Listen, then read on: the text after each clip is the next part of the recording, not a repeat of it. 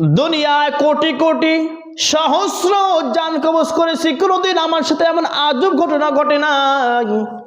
আজকে মূসা কি একটা কাম ঘটাইলো, মালাকুল মউত কিন্তু দিলের ভিতরে ভয় শুরু হয়ে গেছে, না জানি বাকিটা কি করে। তো মালাকুল মউত হযরত আজরাইল এক দৌড় দিয়ে আল্লাহ পাক রব্বুল আলামিনের কাছে, সেখানে গিয়ে বলতেছে রব্বুল আলামিন। আল্লাহ পাক যখন বলছে কি হয়েছে, আল্লাহ পাকের কাছে যাইয়া মালাকুল মউত এক হাত দিয়ে তার চোখটা এইভাবে আঁকড়ে ধরছে। আল্লাহ পাকের কাছে গিয়ে বলতেছে রব্বুল আলামিন, রব ডাক দিয়ে বলতেছেন কি হয়েছে মালাকুল মউত, জান কি আনছো? মালাকুল মউত এইভাবে চোখ একটা ধরে রাখছে যেন টের না পায়।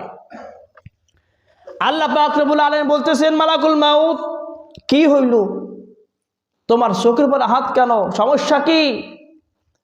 মালাকুল মউত কিন্তু কিছুই বলতেছে না, ভয় লাগতেছে।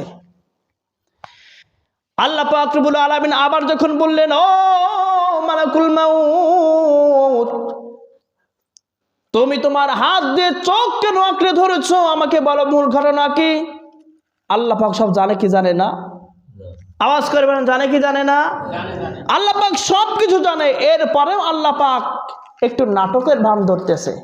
মূসা ঘটনা তো আমি জানি, আমি দেখতেছি কি করতেছে, এখানে আজরাইলের কি ভুল ছিল সেটাও আল্লাহ পাক বলবে।